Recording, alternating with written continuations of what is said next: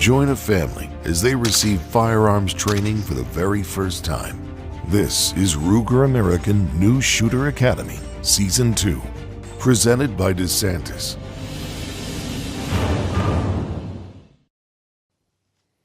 Hi, I'm Kyle with Ruger American New Shooter Academy, and we're going to talk about the most important thing when we're using firearms, and that's firearms safety.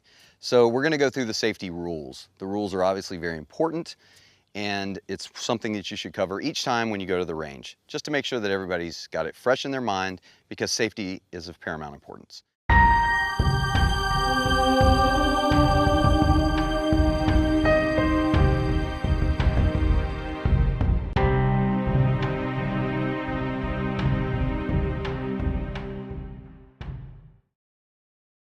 All right, so now we're going to talk about actions on different rifles and handguns. We'll start over here. This is a typical bolt action configuration rifle. Now these are very common with long distance accuracy shooters. They're very common in new shooters with 22s because you cycle each individual round through the action as you shoot. So you shoot one time, you manually do the action, and you eject a cartridge and put a new cartridge in. They're very safe. It's a very methodical way to shoot. It's a slower way to shoot, and it's very good for accuracy or for learning. So bolt actions are really good for that. The second type of rifle action are the semi-automatics.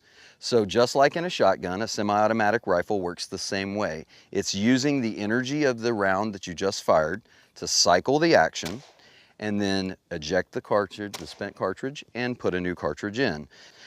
These are three representatives of that. The last one is also a representative of a semi-automatic firearm. So again, we pull the trigger once, it shoots one time, ejects and reloads itself, and then we shoot again. So, but one shot per pull of the trigger on the semi-automatics. This one is in an AR configuration from Ruger. Again, it's just a semi-automatic rifle. The action remains the same, even though the configuration of the rifle looks more of a sporting type and a little bit different. As we transfer over to handguns, you'll find that handguns have similar attributes. So all down this row, we have semi-automatic handguns.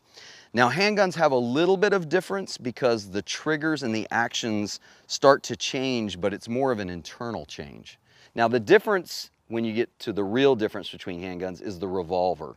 The revolver most people are familiar with, or at least have some familiarity with. It's been around the longest. Revolvers date all the way back to cowboy days. They're uber reliable. They are very simple to shoot. They're very simple to load.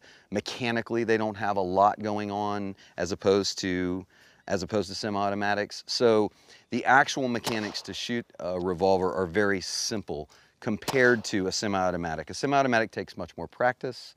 It takes much more familiarity, and there are subtle differences even between semi-automatics. Whereas revolvers, there's two types. There's a single action and a double action. And all that means is, on a single action, you have to pull the hammer back with your thumb to be able to shoot one round.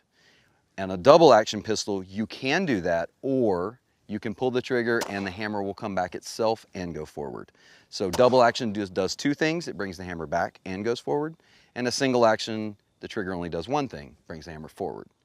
So that's the only variation that you'll find, the major variation that you'll find in revolvers. When we shoot, we're actually going to shoot the SR22, which is a 22 caliber, and then we'll transition to the 9mm. This is the Security-9. And then for rifles, we're going to shoot the Ruger 1022 Takedown, and then we're going to shoot a 9mm version of that same semi-automatic setup. It's a little different setup. When we handle these firearms, we always are going to worry about our safety.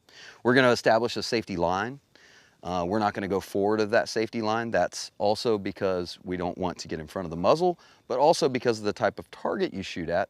You have the potential of rounds splaying or breaking apart, and some of that could come back at you. So you have to stay a certain distance away from that. And we're going to talk about all of that.